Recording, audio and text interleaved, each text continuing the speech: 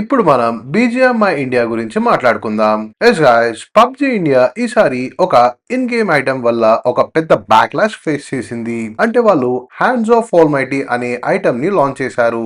కానీ తర్వాత చాలా మంది ముస్లిం ప్లేయర్స్ దీనిపై అబ్జెక్షన్ రేస్ చేశారు. ప్లేయర్స్ చెప్పిన ప్రకారం ఇది Arabic translation reportedly Al Jabbar, ఇది ఇస్లాంలో దేవుడికి సంబంధించిన పేర్లో ఒకటిగా భావిస్తున్నారు. దీంతో సోషల్ మీడియాలో వెంటనే కాంట్రవర్సీ స్టార్ట్ అయింది. రిలీజియస్ సెంటిమెంట్స్ హర్ట్ అయ్యాయి అంటూ చాలా మంది కంప్లైంట్స్ చేశారు.